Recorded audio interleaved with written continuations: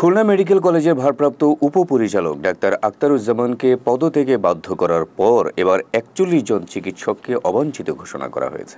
এতে বন্ধ রয়েছে হাসপাতালটির চিকিৎসা সেবা, ভোগান্তিতে পড়েছেন দূর দূরান্ত থেকে আসা রোগীরা।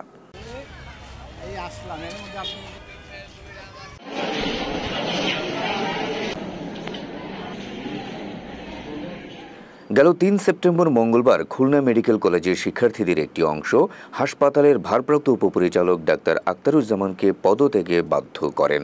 সেই সাথে ৪১ জন চিকিৎসককে অবাঞ্ছিত ঘোষণা করা হয়। এতে নিরাপত্তা ঝুঁকিতে হাসপাতালে আসছেন না অনেক চিকিৎসক। সরেজমিনে দেখা যায় বুধবার বহির্বিভাগে ২০ জন চিকিৎসক অনুপস্থিত ছিলেন। এছাড়া আন্তঃবিভাগে রেজিস্ট্রার, সহকারী রেজিস্ট্রার, কনসালটেন্ট সহ আরও ২১ জন চিকিৎসক অনুপস্থিত থাকায় পুরো হাসপাতালের চিকিৎসা ব্যবস্থা ভেঙে পড়ে। দূর দূরান্ত থেকে আসা রোগীরা সেবা না পেয়ে নিরুপায় হয়ে ফেরত যেতে বাধ্য হচ্ছেন। আশঙ্কাজনক অবস্থায় থাকা রোগীরা বাধ্য হয়ে যাচ্ছেন প্রাইভেট ক্লিনিক সহ অন্যান্য হাসপাতালে। তবে দ্রুত এই সমস্যার সমাধান চান স্থানীয় এলাকাবাসী। আমরা চাই এই মেডিকেলের শান্ত পরিবেশ ফিরে আসুক এবং রোগীরা চিকিৎসা পাক, সাধারণ জনগণ এটাকে উপকৃত।